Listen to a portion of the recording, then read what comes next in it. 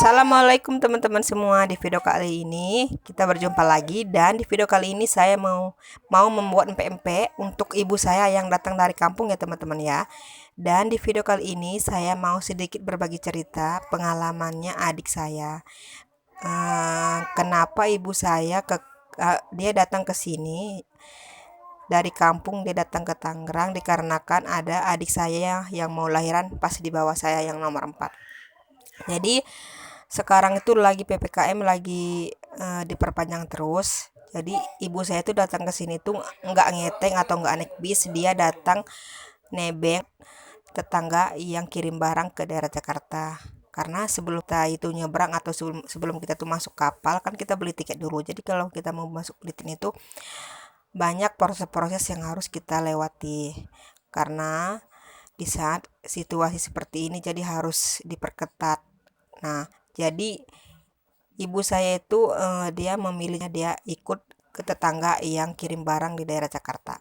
Alhamdulillah aman-aman sampai di sini ya teman-teman ya. Dan juga saya sedikit berbagi cerita, dan ini ya, si adik saya ini kemarin malam itu udah mulus perutnya, dibawa ke puskesmas. Puskesmas itu pas kesedia pertama dari BPJS karena dia ada riwayat lahir normal anak pertama. Nah, makanya dia buat paskesnya ke puskesmas karena puskesmas melayani ibu melahirkan 24 jam. Jadi berhubung adik saya itu sebelumnya pas baru nyampe ke puskesmasnya diswab dulu oleh pihak susternya atau bidannya, dan hasilnya pun sangat mengejutkan, hasilnya pun positif. Jadi adik saya itu tidak ditangani oleh pihak puskesmas. Adik saya itu positif corona, dan setelah dia mules ya semalaman itu, dia itu nggak ditanganin sama sekali oleh pihak puskesmas karena puskesmas itu tidak mau melayani orang yang terpapar COVID. Mungkin juga sarana atau akhirnya si adik saya ini dikirim oleh pihak puskesmas ke rumah sakit rumah sakit itu kebanyakannya ada orang hamil atau ibu yang mau melahirkan dan terpapar. Dan jadi di dalam ruangan itu si adik saya itu pertama datang ruangannya itu sendiri, misah khusus dia sendiri doang. Sampai dia itu bolak-balik ya, nelponin saya, nelponin saudara-saudara yang lain, nelpon ibu saya, padahal ibu saya udah datang di sini. Tapi ibu saya itu tidak boleh sama sekali masuk ke dalam rumah sakit karena oleh pihak tidak boleh ada yang menunggu. Suaminya pun menunggu di luarnya ya teman ya, bukan di dalam ruangannya, sama sekali tidak boleh. Jadi kalau mau menitip makanan atau yang lainnya boleh melalui satpam dan diberi nama. Jadi makanan atau yang lainnya itu akan disampaikan ke pasien atau ditujukan ke pasien. Jadi kita itu pihak keluarga itu tidak boleh ada yang menjenguk atau tidak boleh ada yang masuk ke dalam, ditahan benar-benar ketat ya teman-teman ya.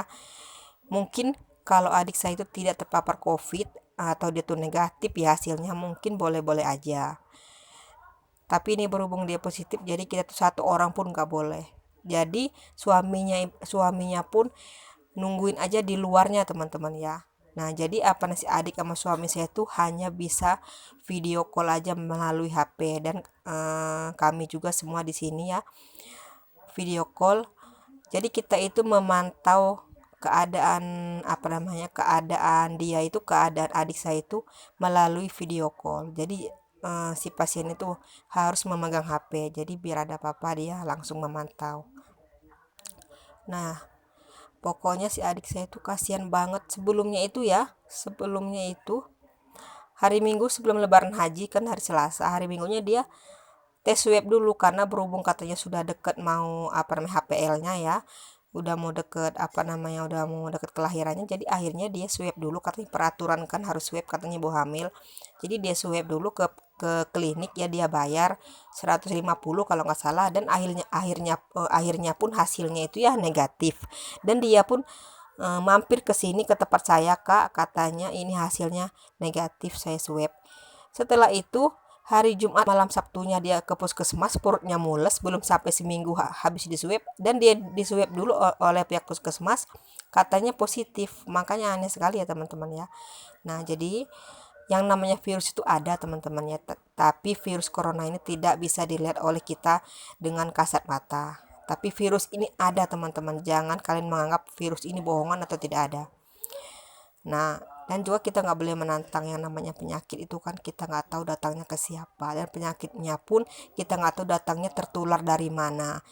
Nah, jadi adik saya itu hari minggunya itu swab, dan selang belum sampai 1 minggu adik saya itu positif gitu. Tadinya itu negatif, tiba-tiba positif. Nah, jadi belum ada 1 minggu ya jangka dia dari habis di swab itu negatif, hasilnya dia swab lagi ya positif. Nah, makanya itu kan kita itu nggak tahu ya, nggak tahu kesehatan kita itu, nggak tahu daya imun kita itu lagi kuat atau enggak, kita kita lagi sehat atau enggak. Emang kita itu keadaan kita itu emang enak sehat badannya, yang ngerasa kita itu aman-aman aja.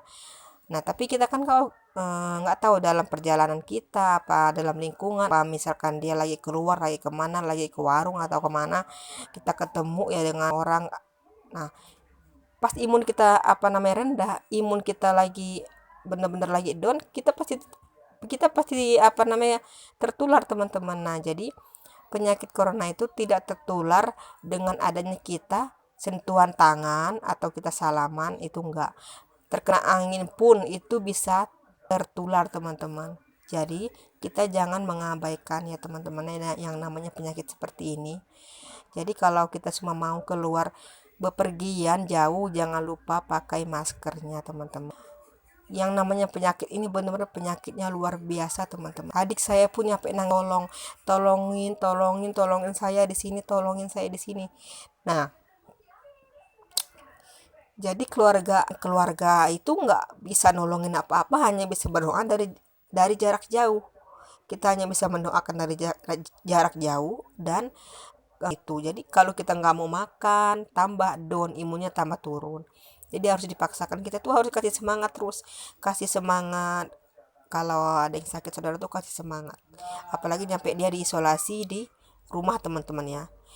Makanya kalau teman-teman itu merasakan gejala sakit kepala, penciuman hilang, nggak bisa cium apa-apa, terus lidahnya nggak bisa ngerasain apa-apa, kita itu nggak usah ribut-ribut, nggak usah kita harus ke pihak rumah sakit atau ke klinik. Kita isolasi mandiri aja di dalam rumah, jangan kemana-mana, jangan bepergian kemana-mana, dan juga jangan lupa pakai masker teman-teman ya. Jaga jarak untuk keluarga yang terdekat, jangan sampai minum makannya bareng gelasnya atau itunya. Ini teman-teman ya, empek-empeknya pun udah jadi, alhamdulillah udah dicobain sama ibu saya, sama adik saya itu yang pakai kerudung tuh ibu saya. Dicobain sama adik saya dan keponakan saya. Dan teman-teman ya, jangan lupa jika kalian suka dengan video saya, jangan lupa like, comment, and share ya teman-teman ya. Dan sampai jumpa kembali di video kami selanjutnya. Wassalamualaikum warahmatullahi wabarakatuh. Sampai jumpa.